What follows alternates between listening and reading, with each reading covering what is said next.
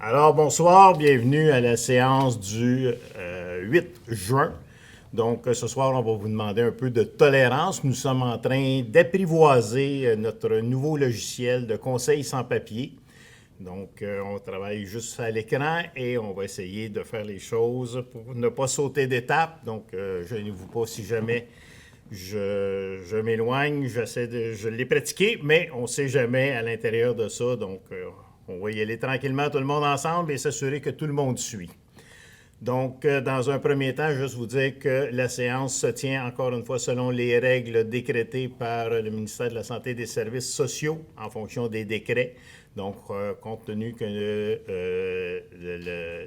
nous sommes en zone orange, donc on ne pouvait pas encore accueillir les citoyens, ce qui devrait changer très probablement au courant des prochaines séances, mais pour l'instant, on se conforme à ça.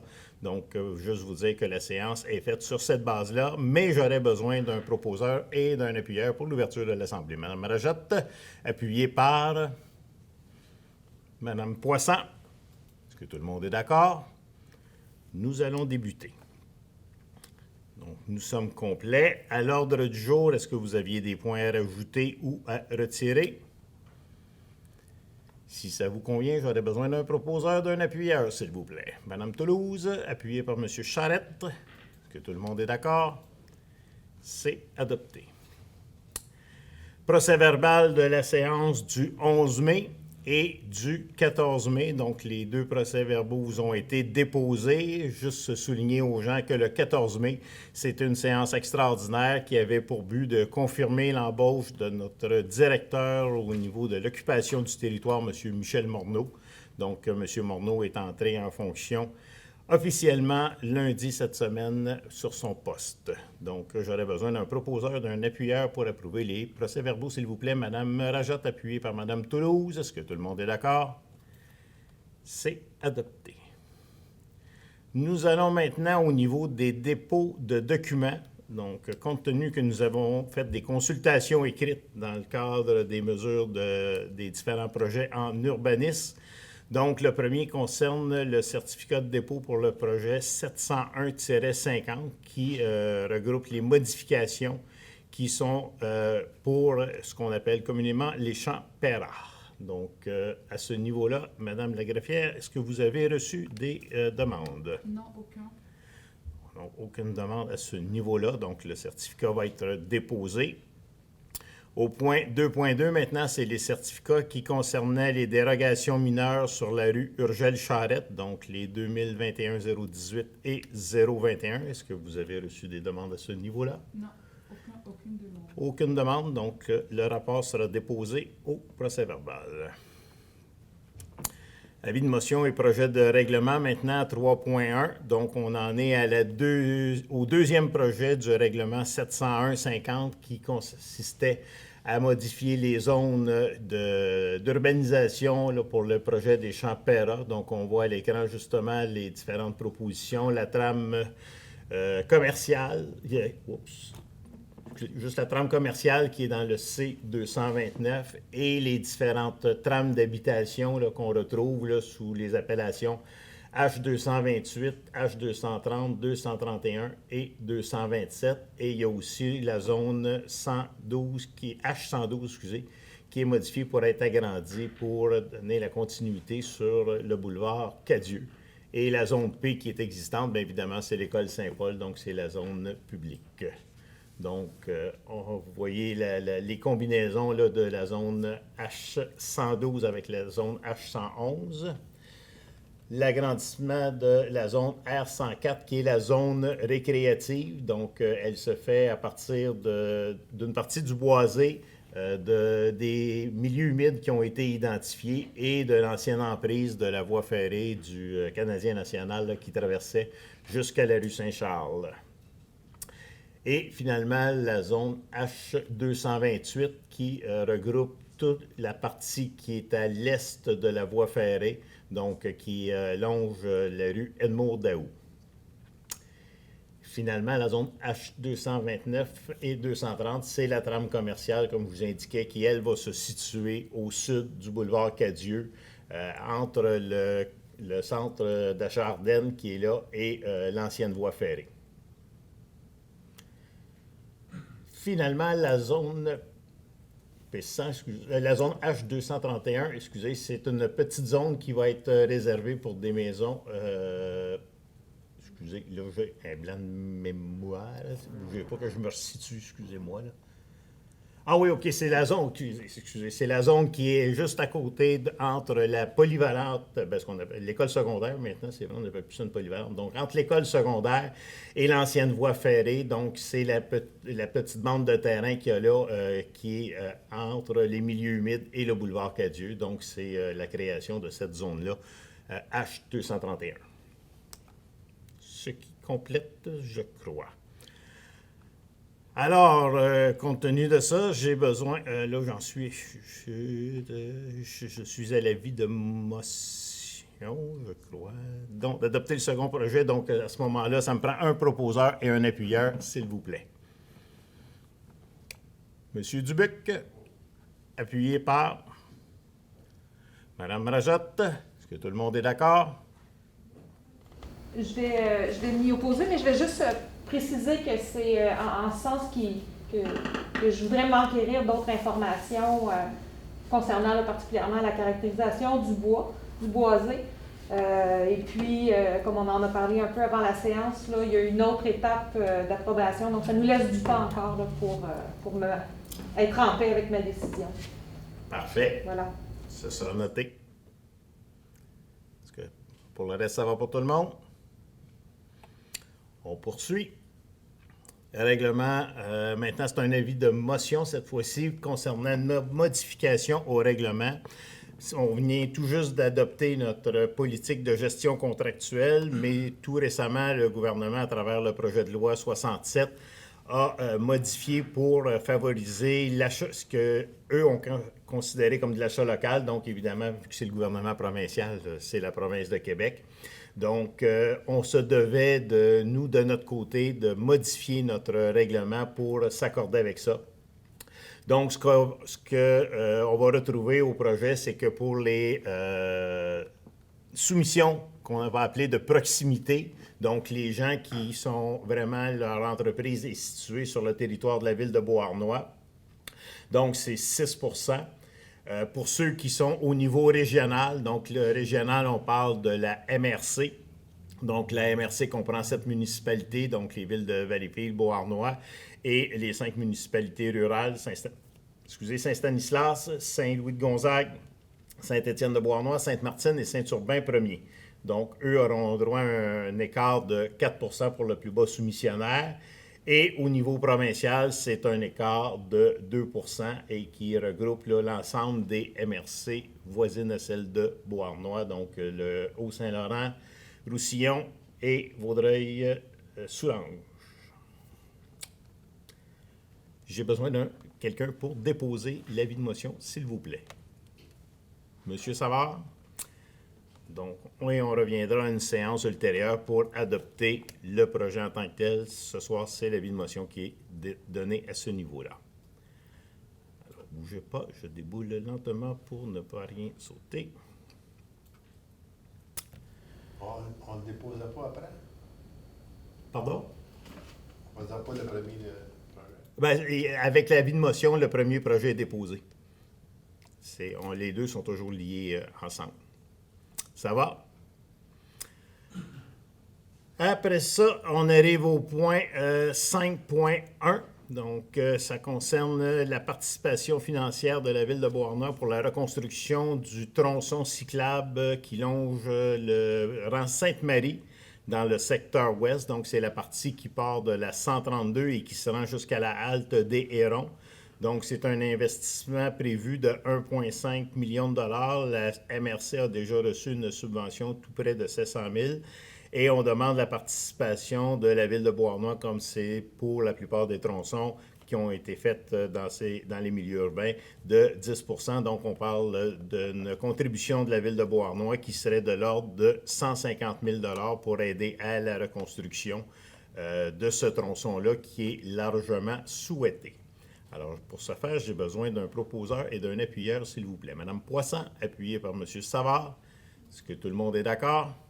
C'est adopté. Ratification de signature maintenant concernant un échange de terrain. C'est sur la rue Turnbull. Donc, les derniers terrains qui ont été vendus en bordure de l'autoroute. On a déjà un croissant qui sert pour que les véhicules puissent revirer, compte tenu que c'est en cul-de-sac. Et ce qui va être fait, et qu'on s'est entendu avec les promoteurs du terrain, c'est de ramener ce cercle de virée-là un peu plus vers le nord. Donc, eux, ça va permettre d'avoir des bâtiments qui vont être plus substantiels à ce niveau-là. Et nous, au niveau de l'entretien, ça ne change absolument rien, là. Donc, c'est une transaction qui va être de l'ordre de mémoire là, d'à peu près 120 000 là, supplémentaires qui va revenir dans les coffres de la ville pour la vente de ces terrains-là. Donc, j'ai besoin d'un proposeur et d'un appuyeur, s'il vous plaît. M. Dubuc, appuyé par M. Charette. Est-ce que tout le monde est d'accord? C'est adopté. 5.3, autorisation de signature concernant la location du rez-de-chaussée de la capitainerie. Donc, ce qui avait déjà été entendu, c'est que le rez-de-chaussée servirait à l'exploitation de la marina. On sait que la marina n'est pas encore en place, malheureusement, mais la corporation va s'enquérir de la location du rez-de-chaussée. Les travaux sont maintenant terminés. La prochaine étape est vraiment les aménagements entourant ce bâtiment-là. Mais d'emblée, la corporation va signer, la corporation de développement Rive de Beauharnois va louer le rez-de-chaussée et c'est pour un montant, un bail d'une année, excusez-moi, un bail d'une année au montant de 60 000 $. Donc, c'est pour autoriser la signature du bail en bonne et due forme. J'ai besoin d'un proposeur, d'un appuyeur, s'il vous plaît. Madame Rajotte, Madame Toulouse. Tout le monde est d'accord? C'est adopté. J'ai une question. Oui. Est-ce qu'on pense pouvoir y tenir des activités? Dans quel délai on pense pouvoir tenir des activités? On attend, actuellement, on est en appel d'offres pour pouvoir faire réaliser les aménagements autour de la capitainerie, donc les aires de circulation, les aires d'amener. Donc, aussitôt que ces soumissions-là vont être sorties, on va pouvoir avoir un échéancier un peu plus précis sur les délais de réalisation à ce niveau-là. Donc, on va attendre que l'extérieur soit terminé avant d'y tenir des activités de réception. Oui, tout à fait, parce qu'actuellement, pour les gens qui devraient se rendre au bâtiment, vous avez eu l'occasion là, de vous y rendre, là, c'est pas tellement convivial, on s'entend, là. Donc, c'est pour ça qu'on va attendre de pouvoir aménager l'environnement et en plus, bon, avec la construction, mais de toute façon, il faut, au-delà de la construction qui est autour du bâtiment, il n'en demeure pas moins que nos aménagements ne sont pas très conviviaux, donc on va régler ça avant. Ça va? Après, excusez, bougez pas. Je vous l'ai dit, on apprivoise tranquillement et on essaie de se tromper. 5.4 maintenant, ça concerne les élections. Donc, en fonction, là aussi, ce que le directeur général des élections a édicté, c'est pour pouvoir permettre aux gens de 70 ans et plus de pouvoir se prévaloir du vote par correspondance conformément aux directives et aux règlements du DGE. Donc, pour ce faire, j'ai besoin d'un proposeur et d'un appuyeur. M. Savard, appuyé par M. Dubuc. Tout le monde est d'accord? C'est adopté. Autorisation de signature pour main levée. Donc, c'est avec des terrains qui ont été vendus dans le parc industriel sur la rue Urgel-Charette aux entreprises Lalonde-Brien.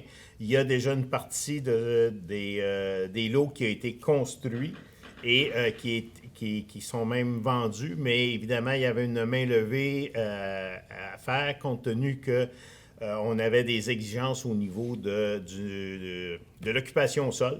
Donc, c'est pas complété, mais ça sera pour la partie à venir.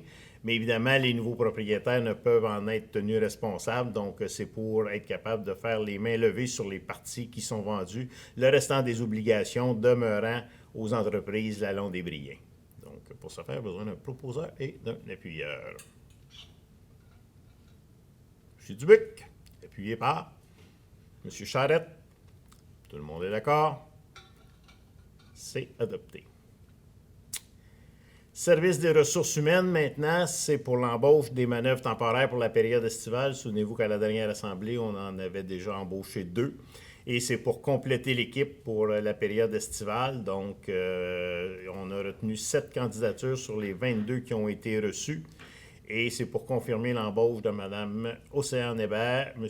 Joël Lamarche, Sylvain Daigneault, Gabriel Miron, Jonathan Nocker, Émilien Burgogne, Daniel Grenier.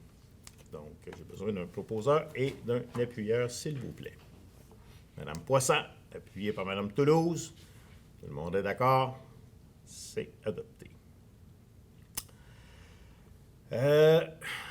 Maintenant, compte tenu qu'on a un chef aux opérations qui a quitté au niveau du service des incendies, donc c'est pour pouvoir combler le poste de chef aux opérations. Donc, il y a 2 personnes qui sont retenues pour faire ce poste-là. Il s'agit de Jean-Philippe Faubert et de Danny Bray qui vont alterner sur ce poste-là de chef aux opérations pour le service de sécurité incendie. Besoin d'un proposeur et d'un appuyeur.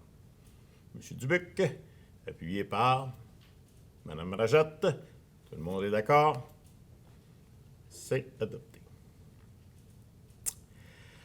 Maintenant, dans le cadre de nos réorganisations internes, c'est de créer le poste de greffier adjoint, poste qui a déjà existé, qui avait été aboli, mais qu'il y a lieu de recréer.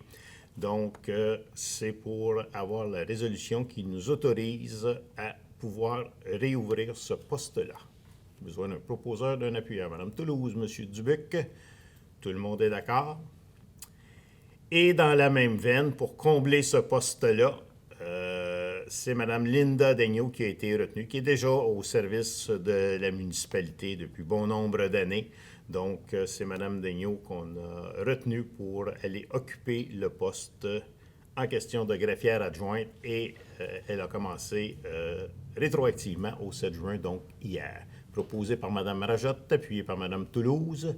Est-ce que tout le monde est d'accord? C'est adopté. Alors, bienvenue à Mme Daigneault. Vous avez eu les comptes pour le mois de mai, donc c'était pour un montant total de 2 150 000 $ et vous avez eu l'opportunité de poser vos questions. J'aurais besoin d'un proposeur, d'un appuyeur pour pouvoir compléter ces paiements. M. Dubuc, Mme Poisson, tout le monde est d'accord? C'est adopté. Vous avez eu l'état des revenus, donc comme à tous les mois, ce sont des dépôts. Maintenant, modification de la politique d'approvisionnement. Donc, c'est pour aller en lien avec ce qu'on vous a identifié tantôt. Donc, le projet de loi 67, c'est pour être capable d'appliquer ces modalités-là. Donc, ce sont des concordances uniquement par rapport au règlement de gestion contractuelle qui a été adopté tantôt. J'ai besoin d'un proposeur et d'un appuyeur pour ce faire. M. Dubuc, appuyé par Mme Toulouse. Tout le monde est d'accord? C'est adopté.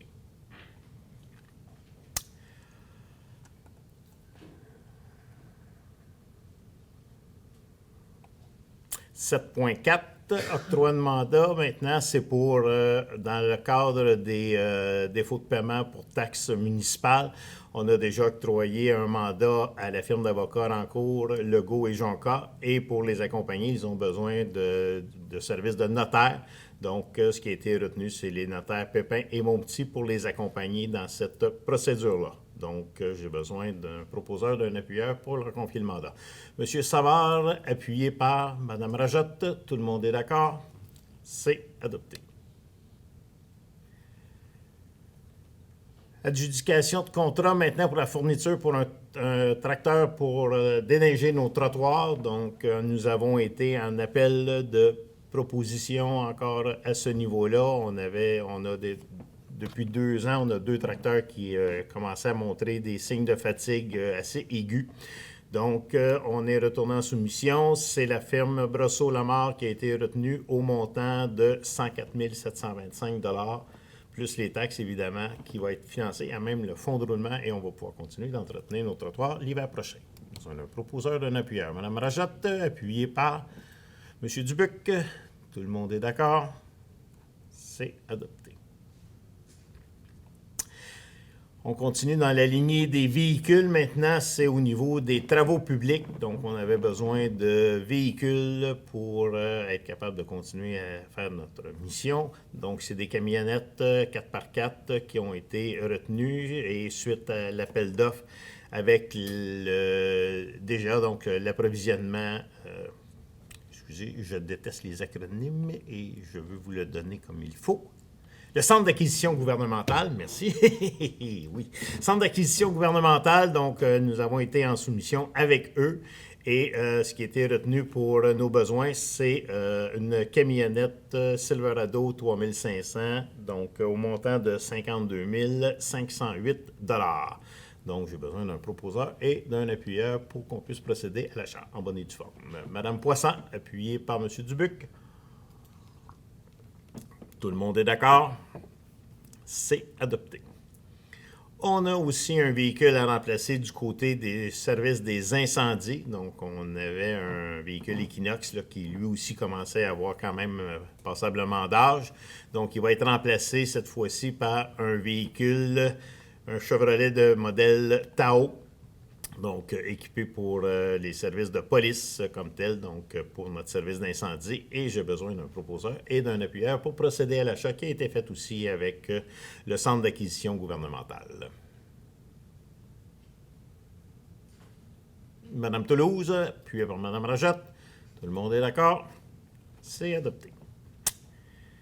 Et finalement, pour le service des loisirs, on avait besoin d'une camionnette, là aussi, de plus petit volume. Donc, on a procédé de la même façon. Ce qui a été retenu, c'est un Dodge Ram au montant de 29 378 $.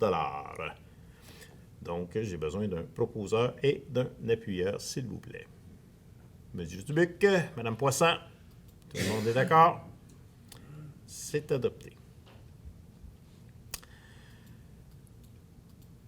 8.1 maintenant. Donc, concernant les descentes de mise à l'eau, donc on a un règlement à faire appliquer et c'est pour désigner les personnes qui vont pouvoir donner les constats d'infraction à ce niveau-là. Il s'agit de Mme Anne Boutier, de M. Loïc Lessard-Paquette et de M. Michael Sauvé, tous les trois au service des loisirs et de la vie culturelle. Donc, j'ai besoin d'un proposeur et d'un appuyeur pour ce faire. Madame Rajotte, appuyée par Madame Toulouse. Tout le monde est d'accord? C'est adopté. Maintenant, on va remplacer une partie des filets au niveau du terrain de baseball du parc Bissonnette dans un premier temps. Les filets qu'on va devoir retirer vont pouvoir être réutilisés dans un autre de nos parcs, mais ce sont des filets qui, à cause du type de matériel, on dit en québécois foulé au lavage. Là. Donc, c'est pour être capable de remettre des filets qui soient conformes aux normes. Et le contrat est donné à la firme Filet NADS Net pour un montant de 8 250 $. Besoin d'un proposeur, d'un appuyeur pour ce faire. Monsieur Dubuc, appuyé par Mme Rajotte. Tout le monde est d'accord? Poser une question? Oui. Encore, est-ce qu'on a vérifié finalement la garantie? Oui. Il y en a qui ont été, parce qu'il y en a certains qui avaient des défauts, il y en a un certain nombre qui ont été remplacés sous garantie, mais les autres, ce n'était pas le cas. C'est ce qu'on a eu en fonction de la soumission qui avait été demandée. Donc, c'est un des aléas, mais maintenant, ça devrait être une chose du passé. Ça va? 9.1 maintenant, c'est concernant l'hygiène du milieu. C'est pour autoriser notre ingénieur municipal, M. Lascov, à signer pour les modifications que Bell Canada va apporter au niveau de la rue Salaberry. Donc, il y a un remplacement de poteaux qui va se faire sur la rue Salaberry et des nouveaux torons pour la fibre optique qui vont être ajoutés. Donc, c'est pour autoriser M. Lascov à pouvoir signer les documents au nom de la ville de Beauharnois. Besoin d'un proposeur. Mme Poisson, appuyée par Mme Toulouse. Tout le monde est d'accord? C'est adopté. 9.2, ce sont des modifications à notre usine d'épuration des eaux, donc les travaux avancent rondement, mais c'est une erreur qu'il y a eu dans les transferts d'addition à la dernière résolution qui a été adoptée. Donc, c'était pour un montant de 490 274 $ et non pas de 96 202. Donc, c'est pour corriger la résolution en question pour autoriser les 10 travaux. J'ai besoin d'un proposeur et d'un appuyeur. Madame Poisson, appuyée par Madame Toulouse. Tout le monde est d'accord? C'est adopté. L'autre, c'est une nouvelle modification qui a été demandée en fonction, là aussi, des aléas rencontrés sur le chantier. Donc, c'est des modifications d'armature qui ont été nécessaires dans la réfection des bassins. Et c'est pour un montant de 7 517 $. Donc, qui est toujours pris à même le règlement d'emprunt à venir à ce niveau-là. Et j'ai besoin d'un proposeur, d'un appuyeur pour ce faire. Madame Poisson, appuyée par Madame Toulouse. Tout le monde est d'accord. C'est adopté. On s'en va maintenant du côté de l'urbanisme. Donc, c'est une demande en PIIA, donc en plan d'implantation et d'intégration architecturale. C'est sur la rue Richardson, face à la bibliothèque. Donc, c'est un terrain vacant qui est là depuis bon nombre d'années suite à un incendie. Et ce qui va être bâti, c'est un quadriplex. Donc, on voit les images actuellement. Vous avez la façade et l'élévation de côté. Donc, la façade sera en maçonnerie et les côtés en fibrociment. Donc, c'est une recommandation que nous avons du CCU. J'ai besoin d'un proposeur et d'un appuyeur. Monsieur Savard, appuyé par Monsieur Dubuc. Tout le monde est d'accord? C'est adopté. 10.2. Donc, c'est le bâtiment qui est au 153 rue Ellis. Donc, la dernière fois, il y a eu un refus pour les modifications qui ont été demandées à ce bâtiment-là. C'est toute la partie des balcons qui ont été enlevés au deuxième. On nous fait une deuxième proposition de revêtement et la proposition qui vous est faite, c'est de refuser cette modification-là pour que ça s'intègre mieux au paysage urbain. Donc, j'ai besoin d'un proposeur et d'un appuyeur pour refuser la proposition qui s'apparente très largement à celle précédente, à l'exception des couleurs. Donc, proposé par Mme Poisson, appuyé par Mme Rajotte. Tout le monde est d'accord? C'est adopté. Sur la rue Urgel-Charette, maintenant, c'est pour un nouveau bâtiment qui est de Frère-Galant. Donc, c'est un bâtiment qui va être construit face au centre IKEA, entre le centre IKEA et l'autoroute. Et c'est pour l'intégration de ce bâtiment-là. Donc, ça va être en déclin d'aluminium préfini avec des panneaux isolants. Donc, toute la gamme des couleurs a été présentée au CCU et on nous en fait la recommandation. Donc, j'ai besoin d'un proposeur et d'un appuyeur pour accepter le dit bâtiment avec les couleurs proposées. Monsieur Dubuc, appuyé par Mme Toulouse. Tout le monde est d'accord? C'est adopté. Dérogation mineure, maintenant, ça concerne la signalisation. Donc, notre règlement a été fait plus pour en milieu urbain, moins en milieu industriel. Donc, c'est le bâtiment.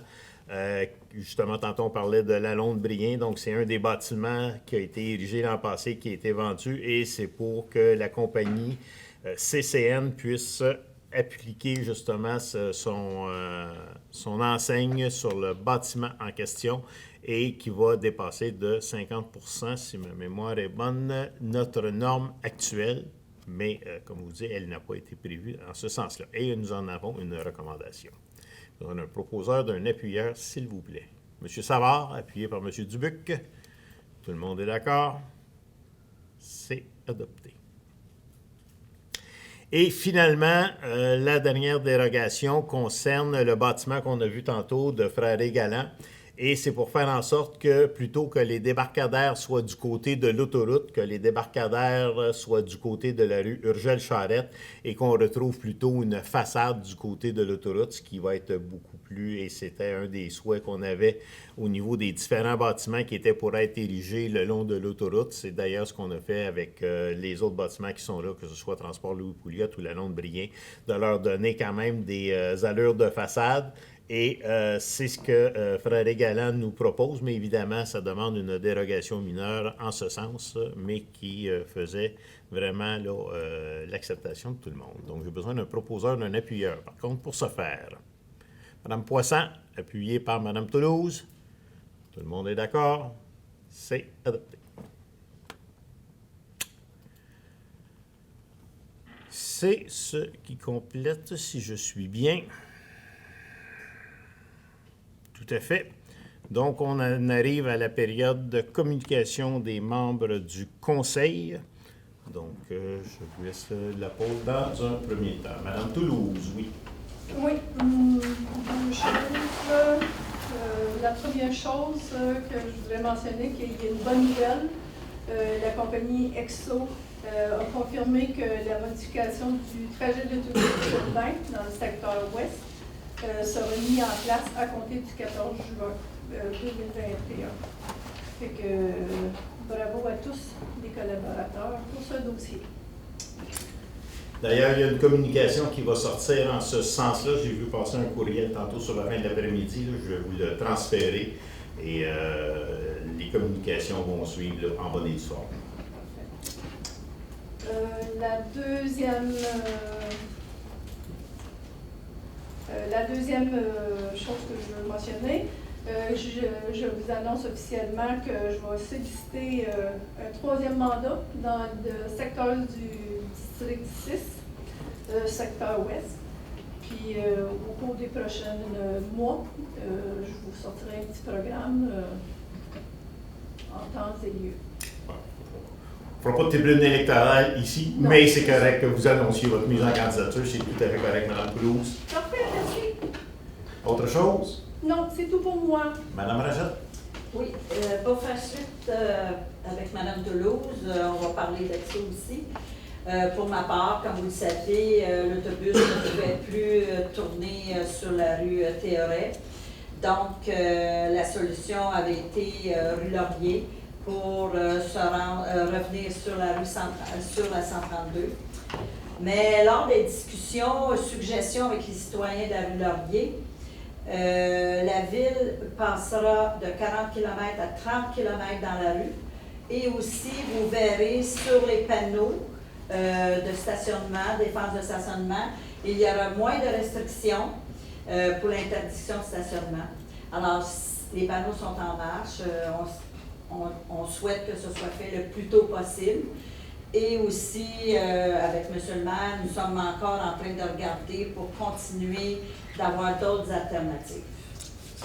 Juste le 30 km/h spécifique, c'est vraiment pour Les autobus. Les autobus, oui.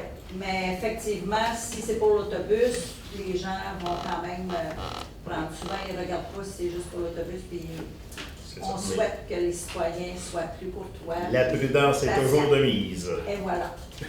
Et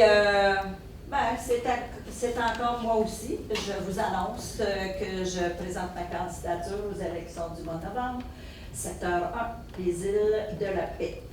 Merci. Mieux. Autre communication? M. Charette? Oui, moi, c'est pour refaire une troisième demande concernant la subvention de 951 000, le montant de 951 000 qui était donné par le gouvernement pour la COVID. Alors, on nous avait dit qu'on nous fournirait où cet argent-là avait été appliqué. Alors, je le fais ici parce que c'est la première fois au mois d'avril, c'est ici que je l'ai fait. Je vais demander au mois de mai et je leur demande au mois de juin. Pour que les citoyens comprennent qu'on fait des demandes, on les fait aussi nous autres aussi dans notre pays. Oui, et ce qu'on vous a répondu, et il y aura des choses qui seront plus spécifiques, mais lorsque ce montant-là a été intégré au budget 2021, il a été intégré dans sa totalité pour qu'on soit capable d'équilibrer le budget et il n'a pas été réparti comme tel. Cela étant, on aura une reddition de compte à faire auprès du gouvernement et nous la ferons. Mais l'enveloppe, elle a été prise globalement parce qu'autrement, ce n'est pas un déficit de 1,6 million que nous aurions eu cette année à couvrir par des ventes d'actifs, mais un déficit de 2,5 millions. Je vous rappelle que lorsque j'avais déposé en fait, pour les camps de jour, vous m'aviez dit qu'il y avait un montant qui avait été appliqué, qui avait été pris à partir de On disait que les montants supplémentaires seraient effectivement COVID. Donc, vous avez dit qu'il y avait un montant qui avait été appliqué. Donc, de savoir les autres montants sont appliqués où? C'est tout simplement ça. C'est pris dans sa globalité, mais un coup, cela dit, M. Charette, il y aura une reddition de compte qui sera faite. Et je serai candidat aussi aux prochaines élections.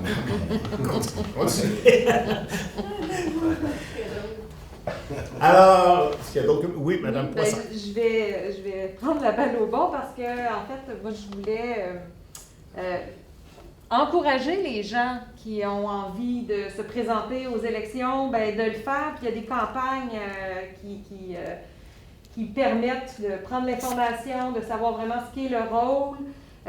Entre autres, des campagnes qui visent les plus jeunes. OSE, le municipal, je crois que c'est l'UMQ qui chapeaute cette campagne-là. Entre autres, il y a des mentors. Madame Laberge, Maude Laberge, la mairesse de Sainte-Martine, fait partie des mentors qui peuvent conseiller, accompagner les jeunes candidates et candidats qui auraient envie de se laisser tenter par l'aventure. Autrement, le ministère des Affaires municipales, si je ne m'abuse, a également une campagne qui s'intitule « Je me présente ». Donc, encore une fois, c'est des séances d'information où on explique bien c'est quoi le rôle de conseiller, conseillère, c'est quoi le rôle de mairesse ou de maire. Je vous encourage à y jeter un œil. Et il y a des séances en ligne, entre autres, là, tout au long du mois de juin. Puis après, ce que j'ai vu, ça saute au mois de septembre. Donc, c'est vraiment maintenant, je pense que si ça vous chicote, qui est un bon moment pour prendre la décision puis commencer à se faire à l'idée. Je trouve ça intéressant. Il semble avoir un intérêt. Je trouve ça intéressant pour notre population qu'il y ait plusieurs candidats, candidates, plusieurs choix dans la population. Tant qu'à y être, je l'ai annoncé sur mes réseaux sociaux, là, mais j'ai porté ma candidature également à titre de mairesse en novembre. Et puis, voilà pour le point élection. Sinon, j'avais un point moi aussi concernant la sécurité routière. Mme Rajotte a fait des démarches, moi aussi dans mon district, puis on est beaucoup interpellés par des citoyennes, des citoyens qui remarquent, on observe la vitesse, les gens sont inquiets de la vitesse pour les enfants, ou pour les gens qui sont à pied ou à vélo. Donc, simplement nommer un petit rappel comme tu l'as fait, de la courtoisie. Ça commence par soi-même, donc parfois on est inattentif. C'est souvent des erreurs d'attention qui causent les accidents. Donc, de se remettre à l'ordre nous-mêmes, mais également à la ville, on réfléchit à des solutions pour... Et de rappeler clairement aussi aux citoyens que nous avons réduit l'an passé toutes les zones résidentielles, à quelques exceptions qui sont à 30, mais à 40 km/h. Et je vais vous dire qu'on a quand même on a un analyseur de vitesse qui est installé à plusieurs endroits. Malheureusement, non, c'est pas vrai que c'est respecté à 100 %. Là, on ne se comptera pas malheureusement fleurette à ce niveau-là. Mais par contre, oui, effectivement, les gens, dans une grande majorité, ont abaissé leur vitesse, on le remarque. Mais il y aura toujours malheureusement certains délinquants là, qu'on appelle des fois des Honda à palette. Là, on en retrouve encore de ceux-là. Et on va espérer d'en retrouver le moins possible, mais ça a eu un effet bénéfique globalement là, sur plusieurs endroits. Là, on a été à même de le constater. Tout à fait. Puis je pense que ça vaut la peine aussi de constater que collectivement, si on regarde un peu derrière, on a beaucoup changé nos habitudes parce que les gens s'arrêtent devant les traverses de piétons, ce qui n'était pas fréquent il y a quelques années. Donc, c'est vraiment de plus en plus ancré dans nos habitudes, puis ben, ça vaut la peine aussi de le souligner qu'on prend de nouvelles habitudes comme Québécoises et comme Québécois de s'arrêter et de laisser la place aux plus vulnérables. Et les plus vulnérables doivent aussi faire attention à eux-mêmes et rouler à la file indienne en vélo, par exemple. Ou, donc, d'être prudent, pardon. Et de débarquer quand vous arrivez sur un coin de rue puis on traverse à vélo, on est supposé traverser à censé pied de avec notre débarquer vélo. et de traverser à pied. Effectivement. Puis, Et juste souligner aussi, parlant des traverses, qu'on vient de refaire l'ensemble du marquage au sol là, de nos traverses de piétons là, à plusieurs endroits. Il reste que quelques petits ajustements à faire, mais vraiment, là, le service des travaux publics là, a mis beaucoup d'énergie pour être capable de les faire vraiment en tout début de la période qui pouvait s'y prêter, et on aura à faire des retouches là, pour la rentrée scolaire à l'automne. merci beaucoup. Puis, une dernière chose, j'aurais une demande à vous faire. Là, je ne vous ai pas prévenu avant, Monsieur le maire, mais j'ai erré sur les réseaux sociaux, puis je vois qu'il y a beaucoup d'interrogations par rapport à la rue Ellis et quand est-ce qu'on va la faire, est-ce que vous pouvez juste... La rue Ellis, on a demandé à ce que ce soit de l'enfouissement des câbles. Donc, c'est Hydro-Québec qui travaille à compléter l'ingénierie à ce niveau-là. Donc, lorsqu'on aura j'ai pas eu de délai concernant les derniers échéanciers à ce niveau-là. Mais quand je les aurai, on vous les fera connaître. Merci. Ça va? Monsieur Savard? C'est complété, madame? Oui, merci. Monsieur Savard? Oui, juste pour votre information, M. le maire, pour remarquer que le directeur général n'est pas là. Les descentes de bateaux à la Parc Boussy, du côté de la baie des Grenouilles, on appelle, il y a un trou, puis les trailers restent pris dedans en sortant. C'est au courant de ça? Oui, il y a eu un réaménagement de fait la semaine dernière. Le quai a été déplacé. Et les gens utilisent maintenant l'endroit qui est en enrochement plutôt que la descente avec les plaques, parce qu'on ne pouvait pas aller jouer avec la machinerie pour replacer les plaques. Là, c'est à cause du niveau d'eau qui est très bas. C'est ça. Donc là, les gens sont on a vu que ça avait été déplacé, donc les gens demandent de ce côté-là pour descendre. C'est ça. Donc l'endroit est toujours ouvert, ça, il n'y a pas de problème, mais évidemment, la descente a été changée d'endroit. Deuxième des choses, au niveau du muret, où on voit à côté de la marina, il y a des portes, il reste une porte de ciment. Je ne sais pas si vous avez vu ça, des portes sur d'autres à peu près en ciment. Ouais, c'est des jupes de béton qui étaient après les brisants, oui. Non, ça fait partie inhérente du petit mur, qui n'est pas haut de 2-3 pieds quand on marche. Ça, c'est pour rentrer à l'intérieur. Il faudrait enlever une porte. C'est pas grand, là, ça 2-3 pieds de haut, 2-3 pieds de large. Je visualise pas l'endroit, là, mais vous pourrez nous juste à côté indiquer. de la descente, là, Oui. où est le muret qui s'en va tout le long. Oui. Il y a deux places qu'on peut rentrer. Là, au lieu de passer par-dessus le mur, il y a deux entrées. Il y a une entrée avec la porte de ciment, puis là, c'est une petite porte de ciment qui est aménagée, qui est enlevée du côté gauche. Mais le côté droit, le côté descente de bateau, ça n'a pas été enlevé. Vous allez le voir, physiquement, c'est juste pas une grosse, c'est juste d'élever ça. C'est pas dans l'eau, là. Non, mais vous me parlez à la descente ici au centre-ville? Non. Toujours dans le parc Boursier. OK. À côté de la marina, du parc Boursier. OK. Parc Boursier, la descente, celle de la baie des Grenouilles ou là? Là, celle-là de baie des Grenouilles, c'est réglé, là, on s'en va à l'autre. OK. Il y a une porte là de ciment qui va enlever après le muret. OK. Parfait. En plus de ça, il y a eu du ciment qui a été coulé, là, puis c'est tout cassé. Pas loin de la petite porte, là. Une personne s'est enfargée, on me demande d'enlever ça. Ben, c'est assez quand même volumineux. C'est vraiment dangereux. OK. Je vais le rapporter aux travaux publics à ce niveau-là. Ils vont voir qu'est-ce qui peut être fait. Ben, il manque un peu de gravel aussi à l'entrée des deux portes, vous allez voir, où les gens des travaux publics vont voir. Puis où est-ce que le ciment qui s'est enlevé, ça peut prendre 6 à 8 pieds de rond. Ça, c'est tout cassé. Sauf que si c'est dans l'eau, c'est toujours le même problème avec les... C'est pas dans l'eau, c'est pas dans l'eau. C'est pas dans l'eau? Ben non, OK, non, parfait. c'est dans l'eau, là. Si c'est pas dans l'eau, on ne devrait pas avoir le problème. Là, en marchant pour aller vers le muret, tout ça, Parfait. c'est une évidence. Là. Parfait. Comme on dit, tu t'en parles dedans. Fait qu'il ne faut pas le manquer. C'est noté. Bon. Je vais vous donner aussi à vous un dernier rapport pour les lumières de rue avant l'élection. Après 4 mois, je vais vous donner ça au courant de la semaine ou par courriel. Pour faire changer les lumières de rue brûlées dans mon quartier. Envoyez la liste au service des travaux publics, c'est eux qui s'en occupent. Très bien. Donc, je vais envoyer ça directement vers vous. Oui. Troisième des choses, quand est-ce qu'on va avoir le On rapport? peut me mettre en copie, là, je peux faire un suivi aussi Bon, de je vais leur faire part. en copie. Je sais qu'ils font souvent des opérations là, par bloc là, à certains intervalles, donc on s'assurera là, que c'est bien, qu'ils l'ont bien mis dans leur programmation. Bon. Une autre question que je vais vous poser, quand est-ce que le rapport de la vérificatrice générale pour l'année 2020 va être déposé?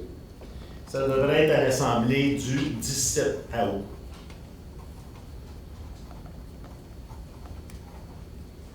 « 17 août, Oui. officiellement. Les indications que nous avons du côté de la vérificatrice et les dates retenues sont pour le 17 août. Merci. Est-ce que vous avez eu des nouvelles au courant de la vaccination du CLSC qui est inopérant dans notre ville? Pour la question des gens? Oui. Oui. En fait, ils ont retiré du personnel. Le personnel a été déplacé pour être capable justement de rencontrer des pénuries qu'il y avait un peu partout sur le réseau. Donc, il y a des gens qui ont été déplacés vers d'autres centres. Et ce qui a fait que, en fait, ça, c'était pas de mémoire, c'est juste les prises de sang qui ont été touchées. Là, mais effectivement, le CLSC à Warnois a été touché. Il y a eu des communications qui ont été faites auprès du SISMO à ce niveau-là. De rétablir la situation le plus vite possible? Le plus vite possible, mais comme je vous dis, là, c'est tout le phénomène de pénurie de personnel dans le réseau là, qui a amené à ça, malheureusement. Est-ce qu'il prévoit qu'on ait un centre de vaccination quand même ici ou pas? Il faudrait peut-être lire le courriel de Mme Boutillier. Oui, c'est ça. Mme Boutillier nous a fait part de toutes ces démarches-là qu'il y a eu avec le CISMO. Exact. C'est pas pour moi, c'est pour la population. Non, mais lis-le, là. Non, c'est pour la population, parce que c'est des gens qui écoutent la santé. Ah, L'information ok. de la population. Fait que donc, M. le maire, il y a eu une information donnée. Oui, et il y a eu de quoi qui a été publié sur notre site de mémoire, mais je vais essayer juste de vous retrouver le courriel si je peux y arriver rapidement. Je pourrais vous le lire.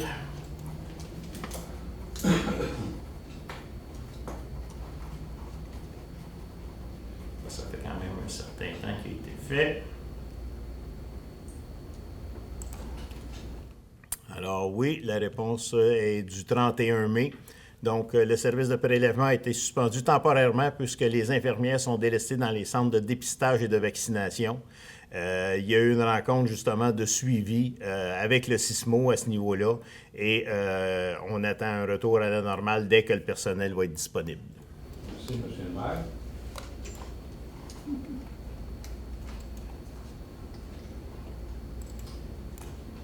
Ça va être tout pour ce soir, M. le maire. Tout. D'accord. Merci beaucoup. Autre chose? Est-ce que nous avons eu des questions, Mme la greffière? Je vais l'oublier, là.